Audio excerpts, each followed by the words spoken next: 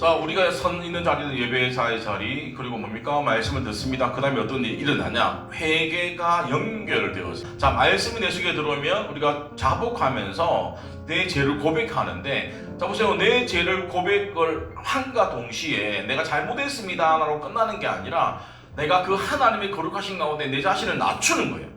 우리가 잘못했을 때는, 우리가 말씀을 듣고 내 속에서 잘못이 들어왔을 때는 회개하는데 어떻게 하냐? 말만 잘못했습니까 아니라 정말 내가 겸손한 마음으로 하나님 앞에 낮아지는 게 필요하다는 것들 기억하셔야 됩니다. 자, 이 말씀은 예수님이 베드로를 처음 부르셨을 때 일어났던 일입니다. 이 말은 이제 베드로가 어부인데 밤새도록 그물을 던졌는데 고기를 못 잡은 거예요. 그래서 밤이 새고 나서 새벽에 동틀 때 들어와가지고 그물을 다시 손질해줬어야 되니까, 그때 예수님이 뭐라고 하시냐고 하면 깊은 곳에 가서 그물을 던지라고 얘기를 해요. 베드로의 상식은 물고기는 깊은 곳에 있지 않다라고 해요. 우리가 잡을 수 있는 물고기 심해요. 바다 깊은 곳에 사는 물고기도 있습니다. 농어랑 대구랑 이런 건 깊이 있는데 대부분 고기들은 얕은 데 와요. 왜냐고 하면 첫 번째가 뭐냐고 하면 포식자가 적기 때문이에요. 하나가 뭐냐고 하면 물의 온도가 적절해진대요. 세 번째, 이제 물고기도 뭡니까? 먹어야 되잖아요. 그러니까 먹이를 찾으려고, 보세요. 물고기는 먹이 사슬이 큰 물고기가 작은 물고기를 잡잖아요. 그러니까 얕은 데를 가면 어떤 물고기가 많습니까? 작은 물고기.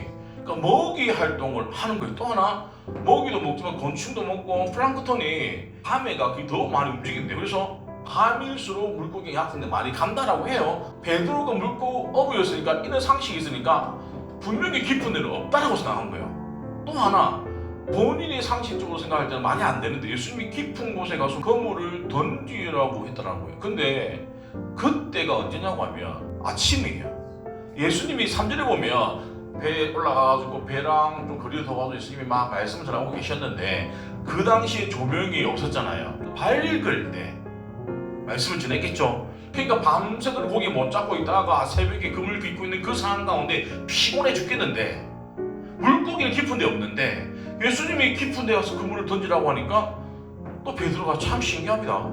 자, 밤새도록 속에서 잡은 게 없는데 말씀에 의해서 내가 그물을 던지다라는 거예요. 내 경험이나 내 상식이나 내 생각이 1순위가 되어지는 게 아니라는 거예요. 결국에는 말씀에 의지해서 내가 볼 때는 아무리 상식이나 볼 때 말도 안 되는 거지만, 그럼에도 불구하고 말씀에 의지해서 하는 게 뭐다? 믿음이라는 거예요. 그리고 나서 어떤 일이 일어났냐? 자, 그물이 찢어질 정도로 베드로가 고기를 잡아준 적이 평생에 몇 번 있겠죠. 근데 분명히 내가 밤새도록 고기를 못 잡았지만 그 물고기가 없다고 내가 확신했던 그곳에서 그물을 던지니까 그물이 찢어질 정도로, 그래서 뭡니까? 다른 배가 와가지고 도와줘가지고 두 배가 가득 차가지고 배가 잠길 정도로 고기를 잡았다라고 하면 얼마나 많이 잡았을까요? 자, 먼저 하면 지금 베드로에게는 자기의 상식 밖의 일이 일어났다는 겁니다. 우리는 그걸 뭐라고 합니까? 기적이라고 합니다. 자, 예수님이 왜 기적을 보여주냐고 하면, 베드로 너는 할 수 없지만 예수의 나는 할 수 있어. 봐. 믿으라는 거예요. 자, 믿음의 첫 출발은 뭡니까? 순종이라는 거예요. 사람에게 순종하는 게 아니라 말씀에 순종하는 게 기적의 첫 출발. 자, 그리고 나서 베드로가 뭐라고 했냐고 하면, 주여 나를 떠나소서, 나는 죄인입니다 라고 얘기해요. 근데 주님이 뭐냐고 하면, 무서워하지 말라, 이제는 내가 사람을 취하게 한다라는 거예요. 자, 베드로의 지금은 어부였는데 이제는 고기 잡지만 너는 사람을 낚을 수 있는, 사람에게 복음을 전하고 사람에게 전도할 수 있는 그 일은 뭐다? 내가 사용하겠다라는 거예요. 결국에는 내가 죄인입니다라고 끝나버리는 게 아니라, 내가 죄인이기 때문에 하나님의 거룩하심 앞에 내가 함께 있을 수가 없다는 거예요.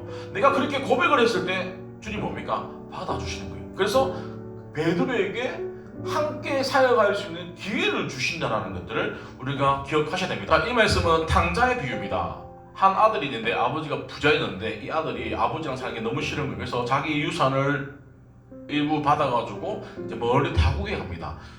자, 그랬을 때 받았던 그 유산을 다 탕진하고 나중에는 먹을 게 없어가지고 짐승의 먹이를 훔쳐먹는 상황이 되어져 버리니까 멘붕이 온 거예요. 내가 그래도 아버지 집에 가면 뭐라도 사람 먹는 음식이라도 먹을 수 있는데 그 생각이 나서 아버지에게 돌아가죠. 그래가지고 이렇게 얘기하죠. 아버지여, 내가 하늘과 아버지께 죄를 지었사오니 지금부터 아버지의 아들이라 일컬음을 감당하지 못하겠다. 저 뭐냐, 나는 당신의 아들이 아니라 종으로라도 내가 좀 먹고 살 수 있게 해달라는 거예요. 자 보세요, 이 정도 말을 할 수 있을 정도면 이 아들은 자신의 잘못들을 뉘우쳤을까요? 뉘우치지 않았을까요? 뉘우친 거죠. 그러니까 내가 잘못했다라고 하면 그에 대한 뉘우침이 따라왔을 때 그의 부모가 뭡니까? 그래, 이 종으로 살아라가 아니라 원래 아들의 위치로 회복시켜주는 게 말씀입니다. 뭐냐고 하면 우리가 잘못했을 때 잘못을 끝나는 게 아니라 반응이 일어난다. 어떻게? 첫 번째, 아버지여, 내가 하늘과 아버지께 죄를 지었다라는 거예요. 이 말인즉 내가 아버지께만 죄를 지은 게 아니라 하나님이 육신의 아버지에게 주셨는데 내가 부모를 무시했기 때문에 이 무시한 거는 뭐다? 하나님을 무시한 거라는 거예요. 두 번째, 나는 더 이상 아버지 아들이라고 내가 감당하지 못하겠다. 이 말인즉 진짜 내가 겸손하게 내가 잘못을 인정했다라는 거예요. 그랬을 때 뭡니까? 원래의 지위로 하나님이 회복시켜 주신다는 것들. 그래서 회개는 감정이 아니에요. 우는 거에서 그 다음에 뭐가 있어야 되냐? 회개의 삶의 방향으로 따라와야 된다는 거예요. 그래서 회개는 감정이 절대 아니지만 사람들은 이 감정에 다 속아 넘어가요. 회개는 감정이 따라오지만 그게 감정만 오는 게 아니라 결단까지 이어진다. 그리고 나서 뭐 했냐? 하나님께 경배하고 경배를 하면서 회복을 합니다. 자 뭐냐? 하나님 여호와께 경배했다. 자 이 말이 뭐냐고 하면 저희 말씀을 듣고 두 번째 뭡니까? 회개를 합니다. 그리고 경배한다. 경배를 하나님께 예배드리는 건데 이게 뭐다? 영적인 회복의 흐름입니다.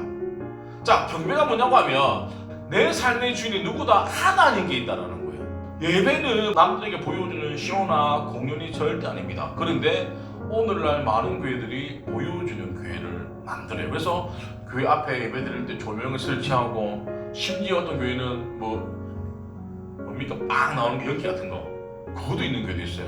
그리고 전문가 돈을 주고 악기팀을 다 돈을 주고 찬양을 합니다. 싱어팀 다 돈 주고 합니다. 예배는 구경하러 왔다가 가는 데가 아니라 함께 예배드립니다. 자 그러면 보세요. 제가 왜 이렇게 열심을 내서 예배 찬양 인도할까요? 저는 찬양이 하나의 예배라고 생각하기 때문에 설교하는 것만큼의 에너지를 쏟아요. 하나님께 찬양하고 하나님을 경배하는 것 자체가 예배이기 때문에 우리가 뭡니까? 열심을 해야 됩니다. 우리가 박수 칠 때도 있고 눈물 흘릴 때도 있고 뭡니까?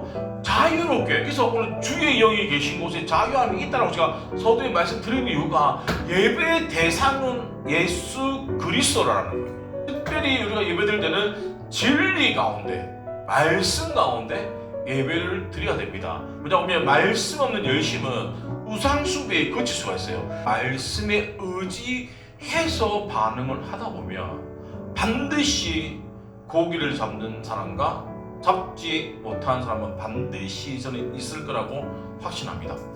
자 결국에는 예배에 대해서 뭡니까? 거룩한 옷을 입고 여호와와 함께 하나님을 우리 인생의 구주심을 믿고 예배하는 게 너무너무 중요하다는 것들. 세 번째, 이 레위 사람 8명인데 이 레위인이 어디 있냐고 하면 단 위에, 이것처럼 단이 위에 있는 건 단 위에 올라서 가지고 뭡니까? 큰 소리로 여호와 하나님께 부르짖었다고 얘기합니다. 자 뭐냐고 하면 예배자를 찾는다라는 거예요. 단 위에 세워진다는 것들은 내가 보여지는 것만큼의 책임이 따른다라는 거예요. 그만큼 레위인은 특별히 하나님이 구별하는 사람들이잖아요.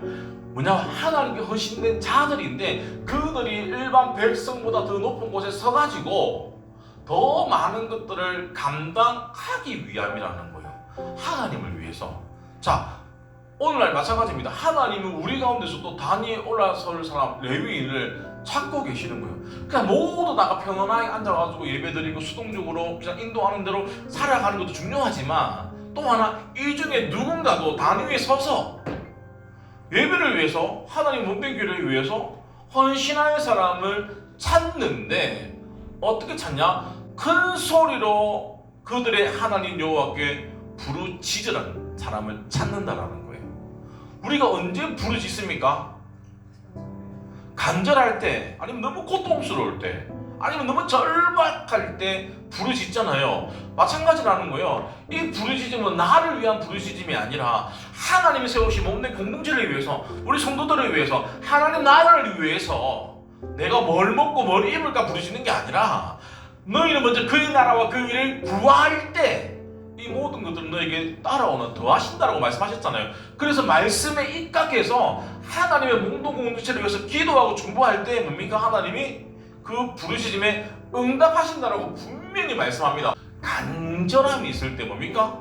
응답하겠다라고 성경은 분명히 말씀하고 있습니다. 자, 그 부르짖음은 간절함의 표현이고 나의 절박함을 외침인데 다윗이 이런 기도를 했습니다. 이 말씀 다윗이 도망 다닐 때 썼던 시입니다. 도망 다닐 때 뭡니까? 얼마나 위기 가운데 힘들었을까요? 하나님의 은혜가 너무 필요하다라는 거예요. 그래서 뭡니까? 부르짖었을 때에 하나님 귀에 들렸다라는 거예요. 그러니까 내가 진짜 하나님께 기도하는데 간절함이 필요하다.